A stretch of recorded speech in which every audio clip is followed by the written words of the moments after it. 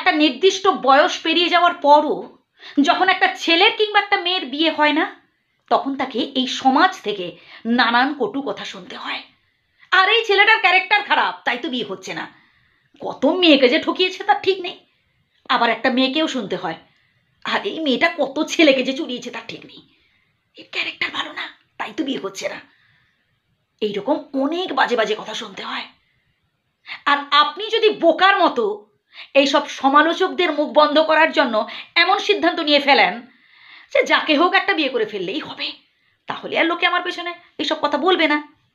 যদি আপনি ভুল করে এইরকম একটা সিদ্ধান্ত নিয়ে ফেলেন, দিয়ে যাকে হোক একটা জীবন সঙ্গী কিংবা জীবন সঙ্গিনী হিসেবে বেছে নেন, তাহলে বলবো প্রিয় বন্ধু, আপনি সব থেকে বড় ভুল করবেন। কেন জানেন? কারণ এই সব সমালোচকরা কোনোদিনও আপনাকে ছেড়ে যাবে না। আজ বিয়ে হয়নি বলে বলছে, দুদিন বাদে দেখবেন যখন আপনি বিয়ের পর ওই মানুষটার সাথে মানিয়ে নিতে পারবেন না, বিধাতা না করুন হয়তো ডিভোর্স হলো, তখনও দেখবেন এই মানুষেরাই আপনার দোষ ধরবে। মানে ছেলের বাড়ির পাশের লোকজন ছেলের দোষ ধরবে, মেয়ের বাড়ির পাশের লোকজন মেয়ের দোষ ধরবে। আবার দেখবেন হয়তো সন্তান নেওয়ায় কোনো রকম সমস্যা হলো, তখনও দেখবেন এইসব সমালোচকরা বলবে, আরে দূর, এদের তো সমস্যা আছে, ছেলের সমস্যা মেয়ের সমস্যা, কত রকমের কথা বলবে। মানে যে কি কারণে আপনি সন্তান নিতে পারছেন না বা কেন কি সমস্যা হচ্ছে এসব জানার চেষ্টা করবে না তারা।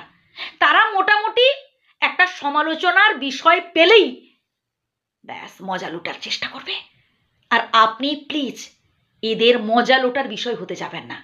বলুক না, সমালোচকদের কাজ তো সমালোচকরা করবেই। আপনাকে আপনার কাজ করে যেতে হবে। আপনার একটা নির্দিষ্ট লক্ষ্য আছে, ওই লক্ষ্য স্থির রেখে সামনের দিকে এগোতে হবে। বিয়ে হচ্ছে একটা পবিত্রতম বন্ধন ভাই। বিয়ে করার আগে 10 বার ভাববেন আপনি কতটুকুন ওই মানুষটার সাথে মানিয়ে চলতে পারবেন, ওই মানুষটা আপনার সাথে কতটুকুন মানিয়ে নিতে পারবে, এটা অবশ্যই ভাবা দরকার। প্রয়োজনে দুজনে বসে কথা বলুন। বিয়ে শুধুমাত্র দুটো মানুষের মধ্যে হয় না প্রিয় বন্ধু, দুটো পরিবারের মধ্যেও হয়। দুটো পরিবার বসে কথা বলার দরকার। সমালোচকরা তো বলবেই, তাদের মুখ আপনি বন্ধ করতে পারবেন না। আর তাদের উপর রাগ করে মান অভিমান করে জীবনের এইসব সিদ্ধান্তগুলো প্লিজ নেবেন না, কখনো কোনো সিদ্ধান্ত নেবেন না, তাহলে বলবো আপনি ডাহা ঠকবেন।